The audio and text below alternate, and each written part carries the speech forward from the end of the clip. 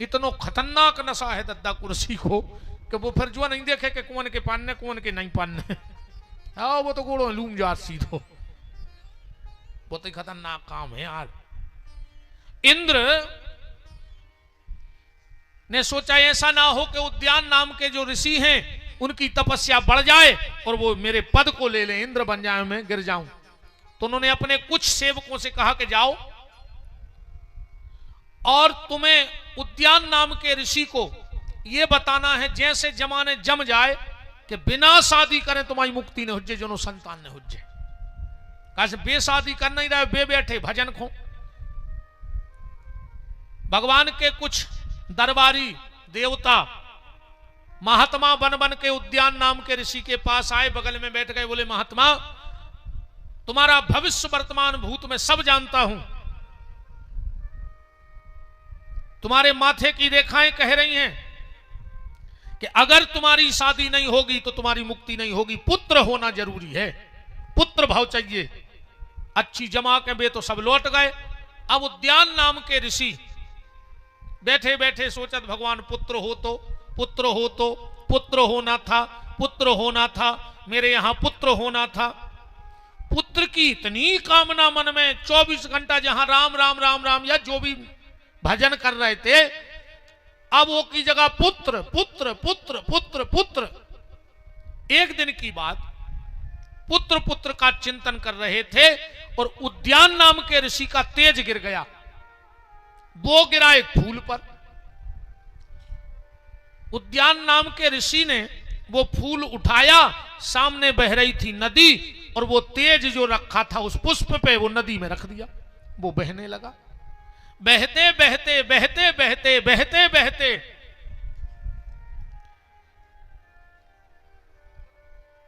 सखियों के साथ चंद्रकला नहा रही थी। ऊपर से फूल बह के आ रहा हो और वो फूल सीधा चंद्रकला की तरफ गया। सखियों ने कही चंद्रकला लगता है तुम्हारे ऊपर विशेष कृपा है किसी की, ये पुष्प हम एक सखी के पास नहीं आ रहा हो, तुम्हारे पास जा रहा हो। चंद्रकला ने वो फूल उठाया, उसमें उद्यान नाम के ऋषि का तेज रखा था, चंद्रकला ने सूंघ लिया। चंद्रकला ने सूंघा तो चंद्रकला के गर्भ ठहर गया, क्योंकि वो तेज ऋषि का था। चंद्रकला ने अपने पिताजी को बताया, माताजी को बताया, परिवार को। पिताजी ने कहा कि ऐसा कैसे संभव हो सकता है, तू झूठ बोल रही है कि पुष्प सूंघने से तेरे यहां गर्भ हुआ है, तू किसी ना किसी पुरुष के संपर्क में आई है और तू मेरे कुल को दाग लगाएगी। तुरंत अपने, अच्छा बड़ा आदमी था, नगर सेठ था, तुरंत अपने सेवकों से कहा कि रातों रात इस लड़की को ले जाओ और जंगल में मार के फेंक दो। मुझे ऐसी बेटी नहीं चाहिए जो कुल को डुबो दे। इसने कुल की लाज डुबा दी। सेवकों ने चंद्रकला को अर्धरात्रि में जंगल में ले गए, पर भाभी बड़ी प्रबल होती है।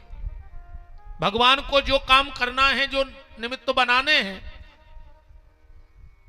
कि कोई लाख करे चतुराई, कोई लाख करे चतुराई, करम का लेख मिटे ना रे भाई, करम का लेख मिटे ना रे भाई, करम का लेख मिटे ना रे भाई, करम का लेख मिटे ना रे भाई।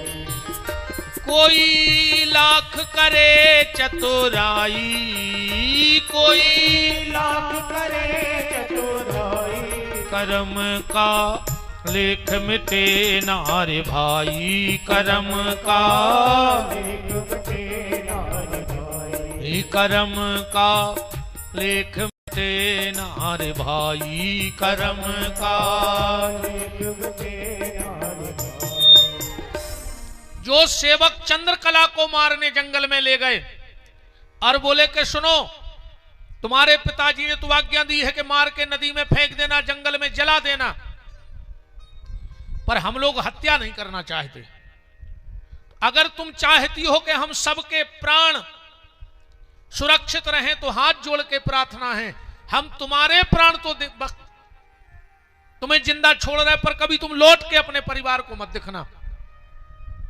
चंद्रकला ने कहा, पिताजी ने कहा है तो मार डालो।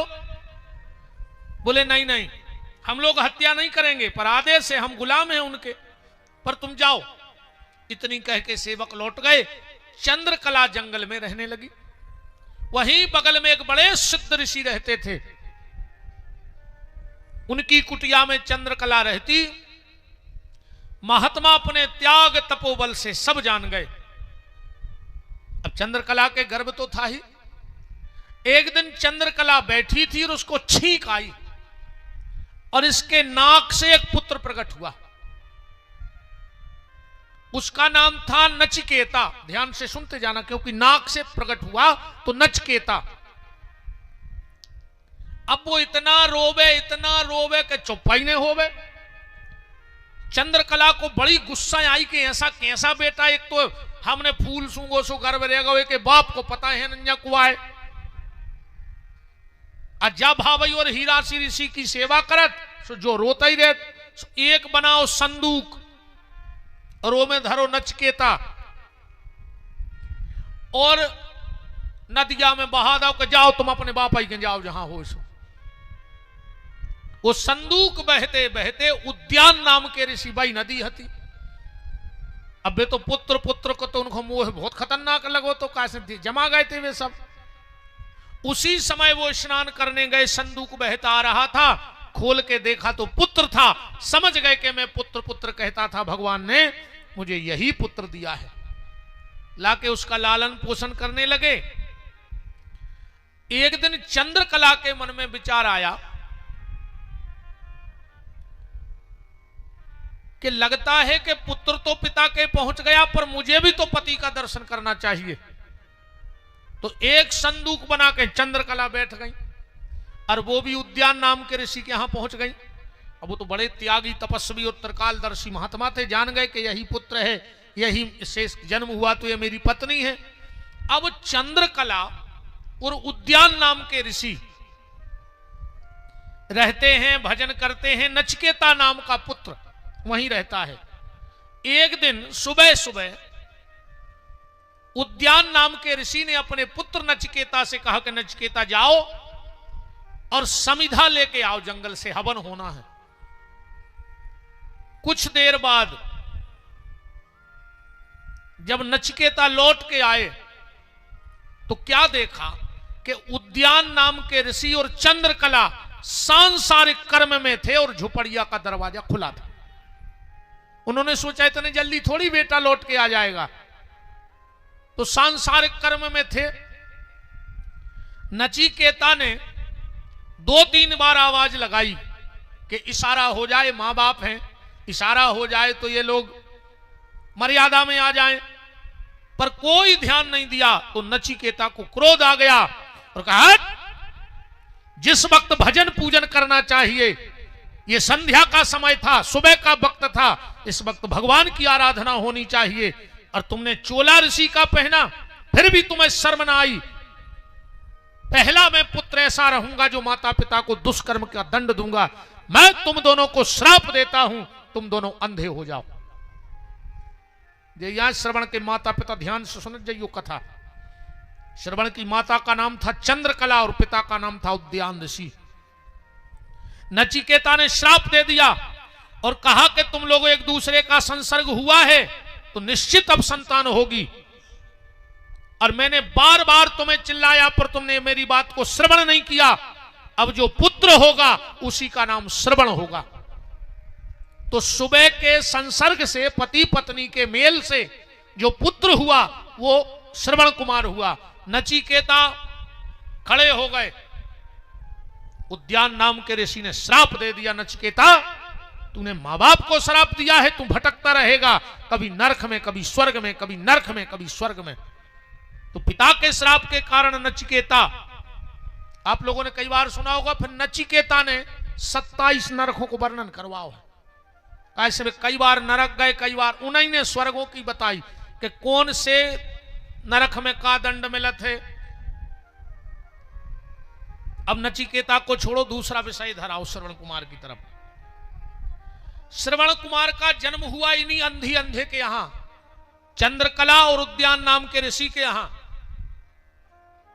श्रवण कुमार का विवाह हुआ। पत्नी कौन आई, कथा खबर है। एक बाज ने श्राप दी थी हंस हंसनी को कि तुमने हमारे मोह को अन्न छीनो है, समय आवे पे तुम्हें भी हम दाने दाने को तरसे हैं। यही बाज अगले जन्म में नारी बन के श्रवण कुमार की पत्नी बनी। ये भोजन बनाती, घर में सब था, पर पति को खीर खिलाती और अंधे सास ससुर को जूठा मीठा खिला देती, कुछ भी खिला देती। एक दिन की बात, श्रवण कुमार साथ में भोजन करने बैठ गए माता पिता के। तो जैसे ही थाली आई और जो कौर उठा के खाया, दोनों माता पिता ने कहा बेटा श्रवण आज क्या बना है, आज तो बहुत स्वादिष्ट भोजन है। श्रवण कुमार बोले कि पिताजी भोजन तो रोज यही बनता। बोले बेटा नहीं, हमें आज तक नहीं मिला। बोले ये खीर है। अपने ते कहावत है, तो उन्होंने सुनी हुई है, आदमी कहते कहीं जो कहा रहे, बोले हमने कर पे बहुत टेढ़ी खीर है। कहते अरे वो काम बहुत टेढ़ी खीर है, बच्चा उनके बस की नन्या, खीर टेढ़ी कैसे हो सका। कहावत के पीछे कछु तो कहाओ। जब कहावतें ऐसी आए कि टेढ़ी खीर। एक आदमी है तोरे जन्म से अंधेरा, सुना जज्जो कैसे कहने लगे टेढ़ी खीर। पैसा बारो है तो ब्याह होगा, बाल बच्चे हो गए, बाल बच्चों के ब्याह हो गए, नाती बूढ़ो होगा। वो एक दिन नाती बोलो कि बब्बा खीर खे हो खीर। अब उन्हें कहूं खाई नहीं थी। कहा बेटा खीर कैसी हो। नाती बोलो कि बिल्कुल सफेद रेत है, सफेद। अब अंधेरा का जाने के सफेद करिया कहा जी ने कछु देखो ही नहीं। जैसे अपनी अब फूट जाए तो अपन ने खुद पता है, अगर जिन्हें जन्म से कछु देखो ही नहीं वो का जाने सफेद नीलो करिया कहा है। कह लगे बब्बा बिल्कुल सफेद रेत है। बब्बा बोले सफेद का कहा, बोले जी सो दूध रेत है। हाँ बब्बा ने दूध ही नहीं देखो। नाती ने बोली हाँ, कह लगे बब्बा जी सो बगला रेत है, बगला। बब्बा बोले बगला कैसो रेत, सो मोड़ा नहीं है सो करो हाँ। तो बब्बा का पहुंचो, बोले यहाँ सो रेत है। सो अंधेरे बब्बा ने फेरो रे हाथ। कह लगो बेटा हमने खा पे जा खीर। बोले कहा, बोले वो तो भारी टेढ़ी है, जगह में कैसे जे। उन्हें सो हाथ फेरो के बगला यहाँ सो रेत है। कह लगो बेटा जा तो गरे में फंस जे, टेढ़ी है हमने खा पे, हम नहीं खाने, बहुत टेढ़ी खीर है। सुबह कहावत बन गई कि जो काम टेढ़ी खीर है वृंदावन बिहारी लाल की।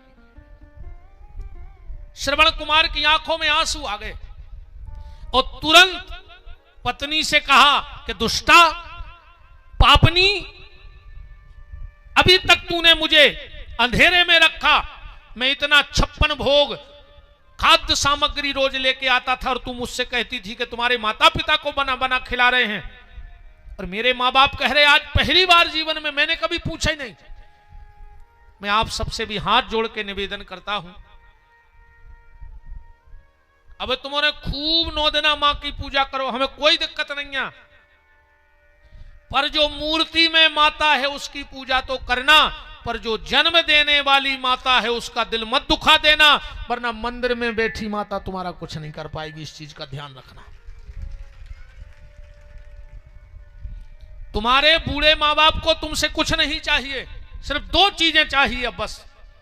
और जितने सियाने बैठे हो बता दियो, अगर तुम अपनी औलाद से के अलावा तीसरी चीज चाहत हो तो कह दियो विपिन बिहारी तुम झूठे हो, तुम्हें कुछ नहीं आवे। हर बूढ़े माँ बाप अपनी औलाद से 2 चीजें चाहत, और वे देते रहियो, बहुत कछु महंगी नहीं है। 2 रोटी देते रहियो बूढ़े माँ बाप को, गरम ने हो कोई दिक्कत नहीं है, सुबह की दे दियो, सुबह की ने हो एक दिन पहल की दे दियो, पानी में डुबो के खा जाए, हमें फिर भरोसा है। 2 रूखी रोटी बूढ़े माँ बाप को देना, पर सुबह और शाम 2 मीठे शब्द माँ बाप से बोलत रहियो, तो वे रूखी रोटी भी घी को काम करे। सिर्फ एक नियम बना लेना, सुबह जब भोजन करने लगो, अगर घर में माँ बाप हैं, एक बार पिताजी से कहो कि काहे रोटी खा लाई, जो कछु कह धो का पिताजी पापा काहे पिताजी भोजन कर ले, हम अपने आप से हाँ हमने कर ले, तुम कर ले, भली उन्होंने खाई हो, मताई हो कहियो काहे मताई हो गई, रोटी की हो गई, नहाओ भग जाओ।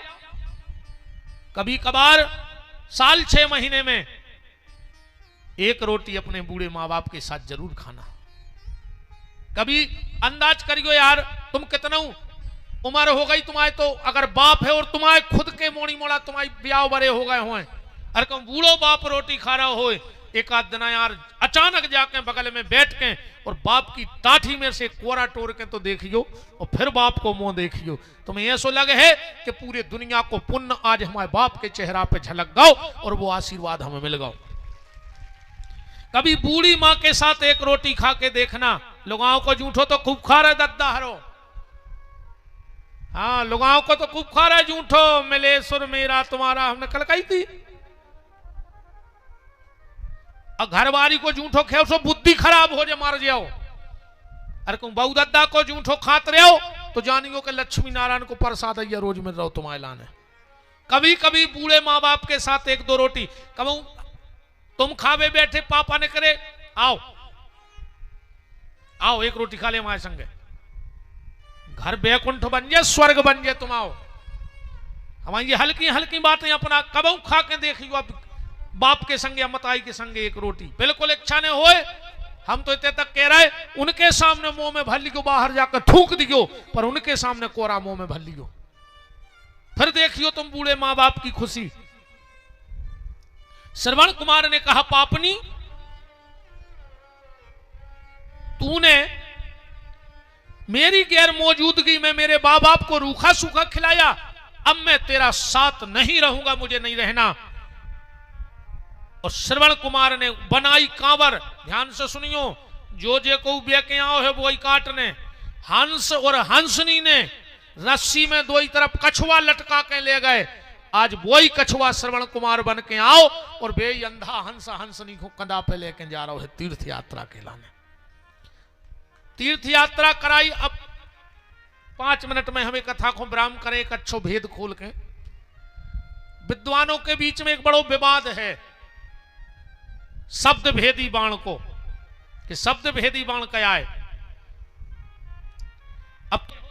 अब जब श्रवण कुमार निहुर के पानी भर रहे थे तो तूमा की और छाती की दूरी ज्यादा नहीं हो तो 2 बेतिया तो हो जाए, ये तो अंतर तो हो जाए तूमा में और छाती में। अब राजा दशरथ ने मारो बाण, बुकबुकाहट कहां हो रही थी? तूमा में।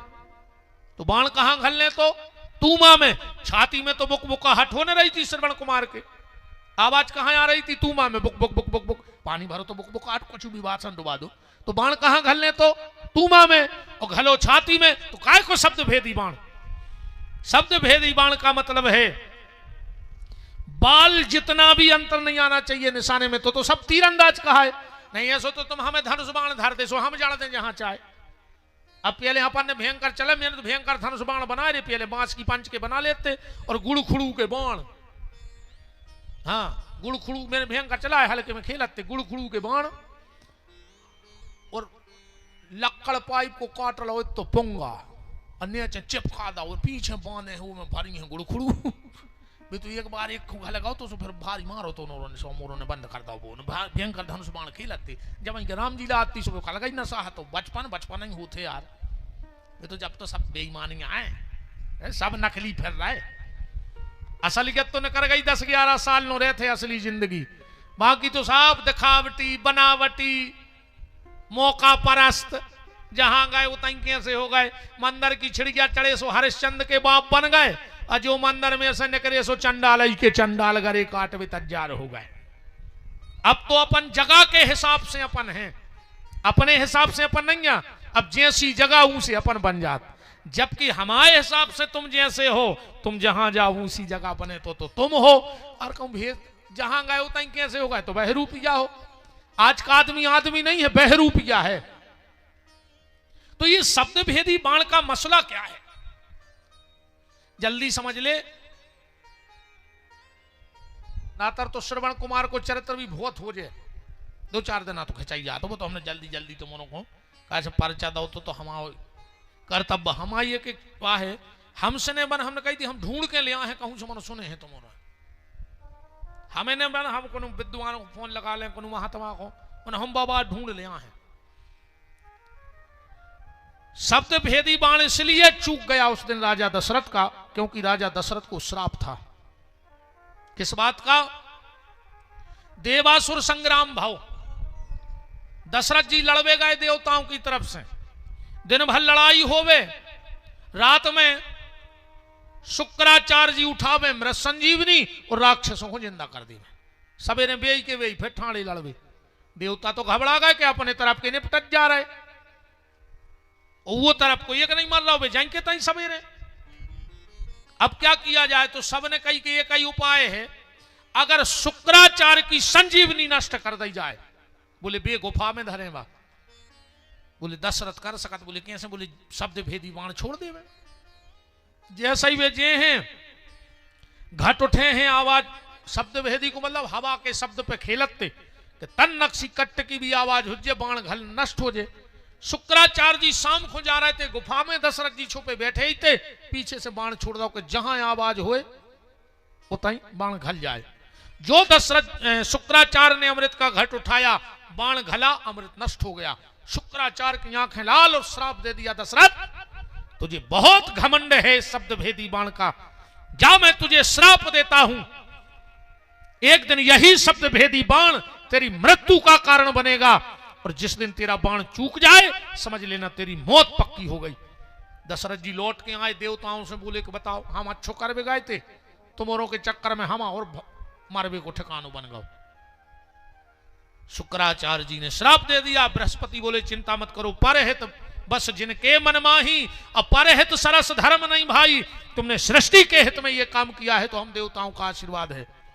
जिस दिन तुम्हारी मौत का कारण बनेगा उस दिन तुम्हें जिंदगी की सबसे बड़ी खुशी भी मिलेगी। तो जब राजा दशरथ ने बाण मारा, और बाण श्राप है तो बुकबुकाहट तो हती तूमा में, पर श्राप के कारण चूक के घलो छाती में, और जब उतरे से तूमा लेके आए हैं तो इन्हीं अंधे अंधी ने क्या श्राप दिया दशरथ को, आज हम जैसे पुत्र के वियोग में तड़प तड़प के मर रहे हैं, हम तुम्हें श्राप देते हैं, एक दिन तुम भी पुत्र के वियोग में तड़प के मरो। दशरथ जी नचन लगे, कहा से वो समय तक औलाद नहीं थी दशरथ के। दशरथ ने कही मानने तो है ही एक ने एक दिन, मानो अब बिना औलाद के न मारे हैं भाई, को कारो कब्गा खा कतवाओ नहीं है। तो दशरथ जी ने कहा आज मेरा जीवन धन्य हो गया, मुझे लगता था कि निपुता मरूंगा, पर एक ऋषि की संत की श्राप से आज मेरे कुल जलाने वाला तो होगा जब वो खुद देख के हम मरे। कहा पानी पी लो। अंधा अंधी चंद्रकला और उद्यान नाम के ऋषि श्रवण कुमार के मां बाप बोले हम हत्यारे के हाथ का पानी नहीं पिएंगे। दशरथ जी बोले जितनी श्राप देने उतनी दे दो, पर पानी पी लो। दोनों ने अपने शरीर में आग प्रकट की। दशरथ जी वो तूमा लेके 7 चक्कर लगा पाए चिता के, वो चिता जल के राख हो गई। दशरथ जी ने घरे आकर घोषणा करवा दी, मेरे कारण 2 अंधे तपस्वी माता पिता प्यासे मर गए, आज से ये रघुवंश का नियम रहेगा। बोले क्या? बोले जहां भी चिता जलेगी एक नया मटका मंगवाया जाएगा, उसमें छेद करवाया जाएगा, और चिता के 7 परिक्रमा मटका से लगवाए गए हैं। लगत है कि नहीं लगत? कोई तो कभी ऐसा बेटा होगा जिसके हाथ का पानी वो अंधा अंधी पिएंगे। तो आज भी जहां चिता जल रही है और जो मटका लेके अपन घूमत है आगी लगा के, वो श्रवण के माँ बाप को पानी दो जाए परंपरा। दुनिया में सनातन धर्म में ऐसी कोई परंपरा नहीं जिसकी कथा ना हो। आज का लोग सनातन धर्म की परंपराओं पे मजाक उड़ाते हैं, ये मेरा घमंड मत समझना, ये गुरुदेव की कृपा, माता पिता का आशीर्वाद। हमसे आके बात करो, हम बताएंगे कौन सी परंपरा कहां से चालू हुई है। सनातन धर्म में कोई परंपरा मजाक नहीं है, कहीं से कहीं तक बस। और जो सनातन धर्म पे उंगली उठा रहे तो सुन लो, उल्लू को दिन में दिखता नहीं है, और अगर उल्लू को दिखता नहीं और पूरे उल्लू बैठक कल्ले में और जो लिख देवे कि सूर्य होता ही नहीं है, कहा सुन को खाता नहीं है, तो उल्लुओं की मीटिंग करे से सूर्य का अस्तित्व नहीं मिटाया जा सकता।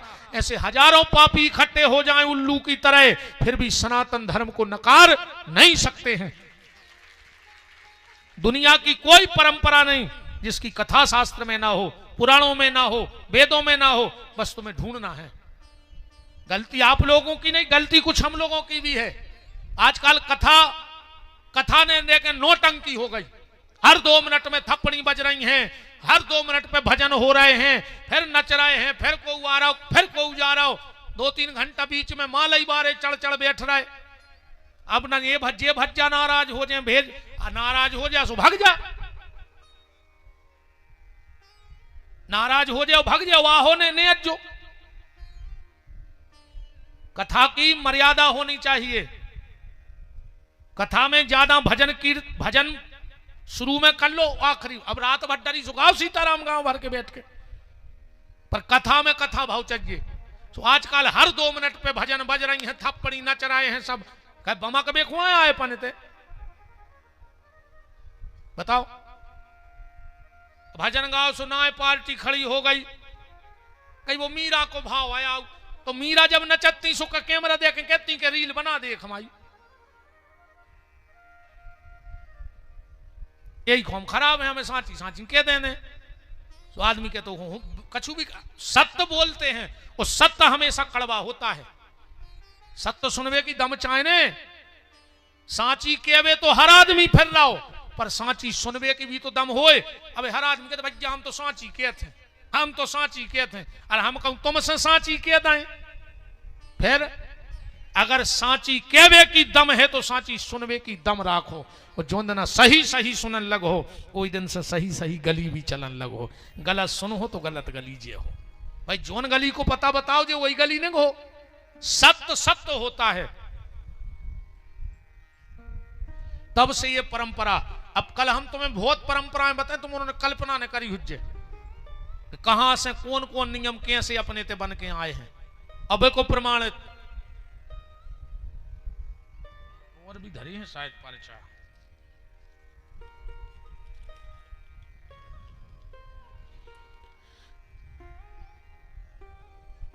वैष्णव धर्म की कथा सुनने हैं। वैष्णव धर्म की उत्पत्ति कहां से भाई?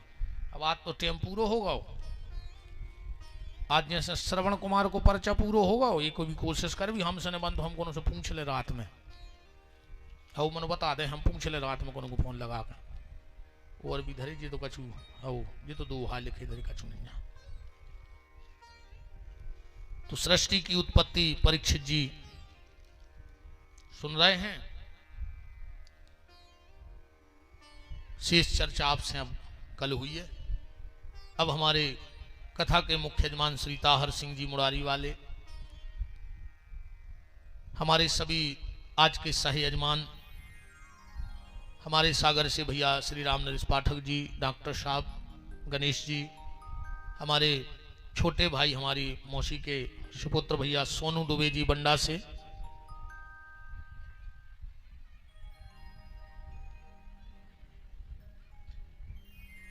अच्छा अरे वाह, हमारे साहावन से दारा भैया, हमारे गौशाला के व्यवस्थापक वीर सिंह जी यादव, राजा भैया मकरोनिया से, और जो भी सब राजनीतिक सामाजिक कहाँ जा रहे तुम्हारे आरती भाई नन्या भाग चले।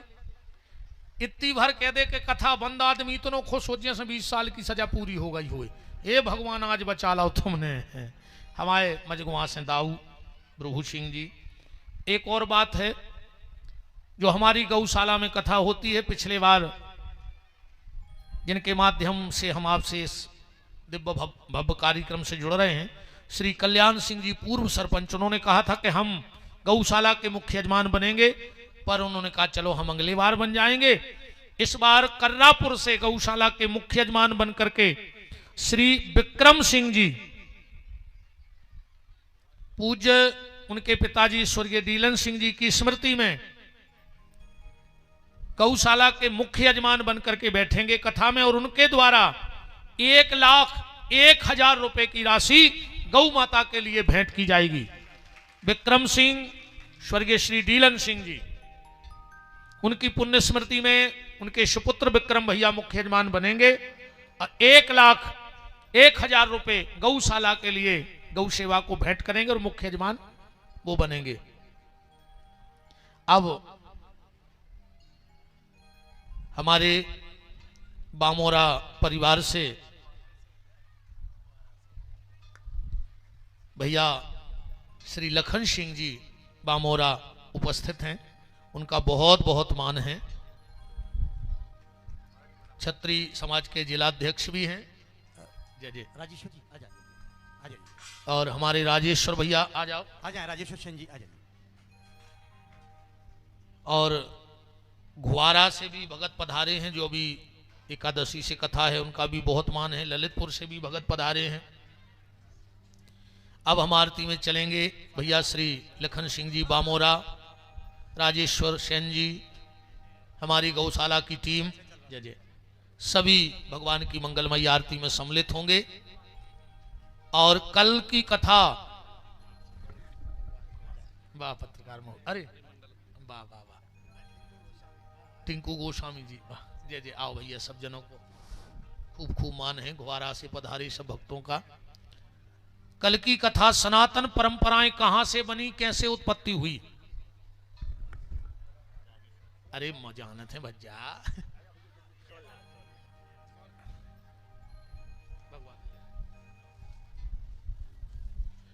तो अब हो जाओ भैया, हरे खड़े हो जाओ, आरती हो जाए। और का सहजमान सभी आगे आ जाएं आरती के लिए।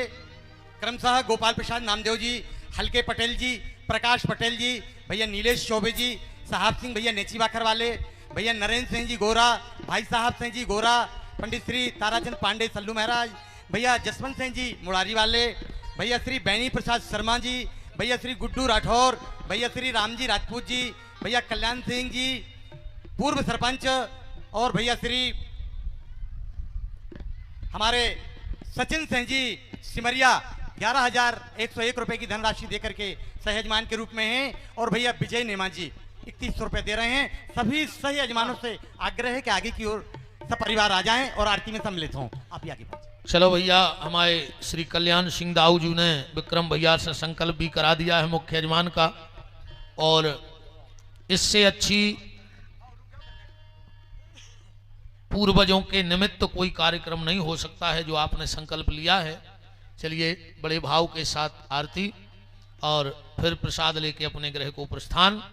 खोलो हाथ, बोलो हमारे साथ कि जिनका रखवाला है राम, उनका कौन बिगाड़े काम। जिनका रखवाला है राम, उनका कौन बिगाड़े काम। कृपा करे जब श्याम सलोना, माटी भी बन जाए सोना। कृपा करे जब श्याम सलोना, माटी भी बन जाए सोना। निर्बल बलशाली बन जावे, दुख दारिद्र निकट नहीं आवे। निर्बल बलशाली बन जावे, दुख दारिद्र निकट नहीं आवे। मेरे प्रभु की लंबी भुजाएं, अपने दास को सदा बचाएं। मेरे प्रभु की लंबी भुजाएं, अपने दास को सदा बचाएं। सबको मिल जाए आराम, जिनका रखवाला है राम।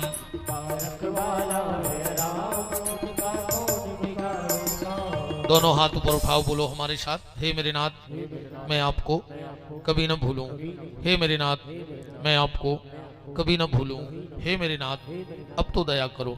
आइए बड़े भाव के साथ आ जाओ लखन भैया, सभी आरती में सम्मिलित रहें बड़े श्रद्धा भाव के साथ। और कल फिर शेष चर्चा।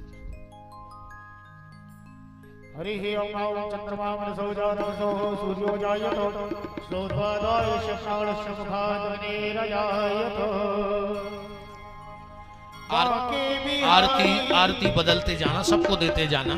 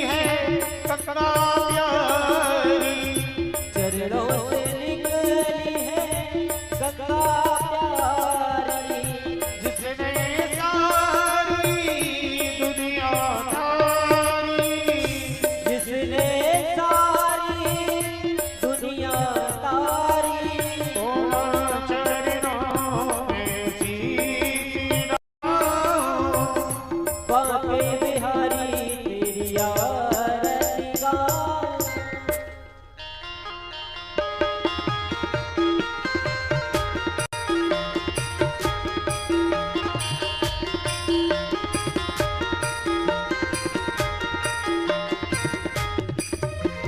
करे भगत हो आरती माई रोई बिरिया।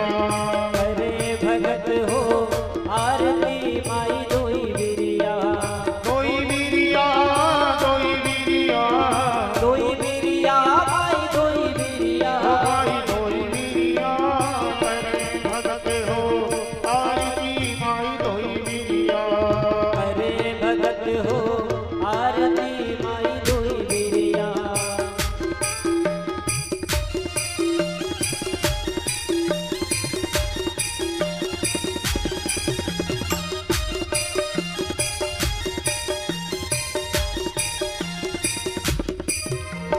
सोने के लोटा गंगा जल पानी माई